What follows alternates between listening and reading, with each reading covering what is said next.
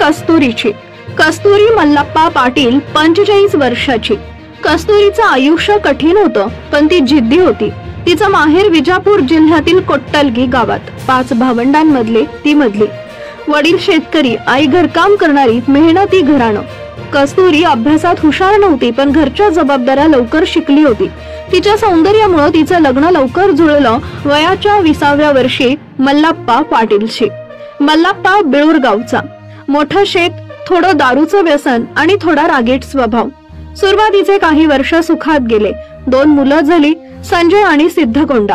कस्तुरीनं सासरला स्वीकारलं आणि मल्लप्पाचं रागटपणही सहन केलं. पण हळूहळू त्यांच्या नात्यात विष शिरायला लागलं.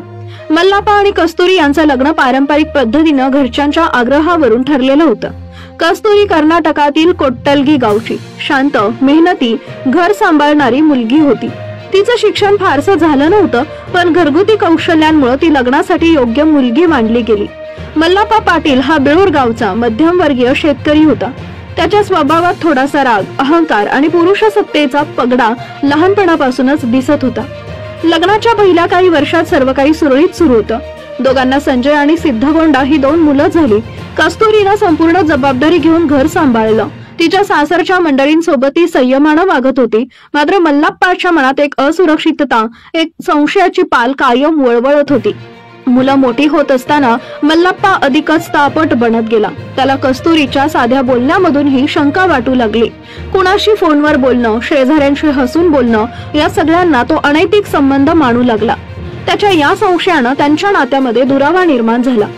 कस्तुरीनं अनेकदा समजवण्याचा प्रयत्न केला, पण त्याच्या मनातली शंका आणि अहंकार कधीच कमी झाला नाही.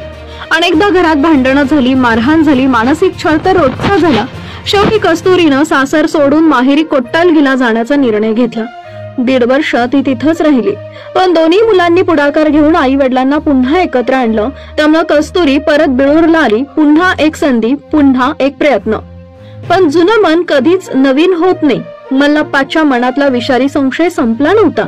त्या परतीच्या काळात त्यांचं नातं अजूनच ताणलं गेलं आणि शेवटी त्याचा मृत्यू शेवटमध्ये झाला.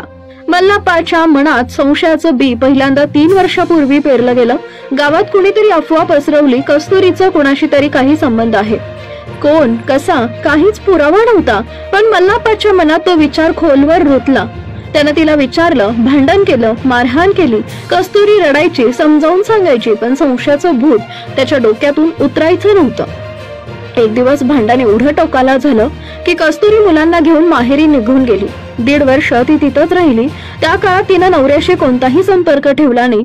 ती शांती शोधत होती, पण मुलांनी मात्र दोघांना समजावलं. संजय आणि सिद्धकोंडा आता मोठे झाले. दोघंही आई वडिलांच्या या सततच्या भांडणानं थकले होते. त्यांनी आईला आणि वडिलांना समजावलं की आता जुनं विसरून पुन्हा एकत्र राहावं.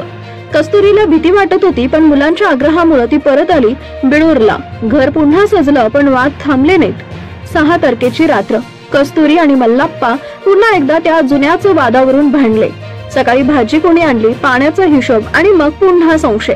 काल कुणाशी बोलत होतीस? मल्लप्पाचा आवाज घरात घुमला. कस्तुरी थरथरत म्हणाली, मी तुला कितीदा सांगितलंय, असं काही नाहीये, विश्वास ठेव. पण त्या रात्री मल्लप्पाच्या डोक्यात एकच विचार घोळत होता, ही मला फसवत आहे. राग, द्वेष आणि मानहानी यांचा विस्फोट झाला. पहाटे 3च्या सुमारास जेव्हा घरात फक्त काळोख होता, मल्लप्पानं झोपेत असलेल्या कस्तुरीच्या गळ्यावर हात ठेवला. ती एक क्षणासाठी जागी झाली. तिच्या डोळ्यात भीती होती, प्रश्न होते, पण उत्तर नव्हतं. तिचा श्वास अडायला लागला. हात झटपटले, पण तो घट्टच होता. काही मिनिटातच सगळं शांत झालं. सकाळ झाली, मुलं उठली. घरात आई नव्हती. बाप बसलेला शांत, चेहरा निर्विकार. संजय जवळ गेला, आई कुठे आहे? मल्लप्पानं काहीही उत्तर दिलं नाही. मुलांनी खोलीत शोधलं आणि आईचा निर्जीव देह गादीवर सापडला. गावात एकच खळबळ उडाली. मल्लप्पा उठला, थेट जत पोलीस ठाण्यात गेला. ऑफिसर समोर बसून म्हणाला, मी माझ्या बायकोचा खून केला. मी गळा दाबला. पोलीस निरीक्षक RR शेळके यांनी तपास सुरू केला. घटनास्थळी पंचनामा, मृतदेह शवविच्छेदनासाठी पाठवण्यात आला. मुलांचे जबाब घेण्यात आले. त्यांच्या बोलण्यातून सत्य स्पष्ट होत गेलं. भांडण, संशय आणि एक दिवसीय घात. मल्लप्पा अटकेत होता, पण त्याच्या नजरेत शून्यता होती. त्यानं कोणताही प्रतिकार केला नाही. फक्त म्हणत राहिला, ती मला फसवत होती, मला काहीच पुरावा नव्हता. पण तिचं वागणं वेगळं वाटत होतं. कस्तुरी जिवंतपदी कधी ओरडली नाही. तिचं दुःख आतल्यात साठवलेलं. तिनं संसार टिकवण्यासाठी स्वतःचं अस्तित्व झोकून दिलं.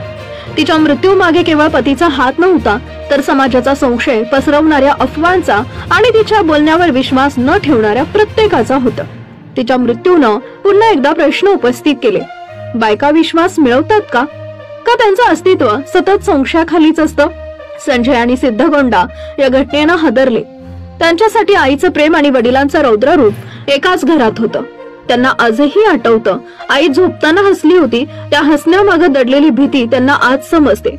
मल्लप्पावर आयपीसी कलम 302 अंतर्गत खुनाचा गुन्हा दाखल झाला. न्यायालयीन प्रक्रिया सुरू झाली, पण त्याच्या कबुलीमुळे केस सरळ होती. प्रश्न एवढाच, शिक्षा किती? पण त्या शिक्षेनं कस्तुरी परत येणार नव्हती. बिळूर गावात आता संध्याकाळी ते घर शांत असतं. मल्लप्पा तुरुंगात आहे, कस्तुरी स्मशानात आणि 2 मुलं त्यांच्या आयुष्याला नव्यानं जुळवण्याचा प्रयत्न करतायत. एक नातं जे प्रेमानं सुरू झालं, संशयानं भंगलं आणि शेवटी मृत्यूनं संपवलं. या घटनेतून आपण काय शिकायचं? विश्वासाचा अभाव आणि बिनधास्त वाढलेला संशय कोणत्याही नात्याचं मुळापासून विध्वंस करू शकतो.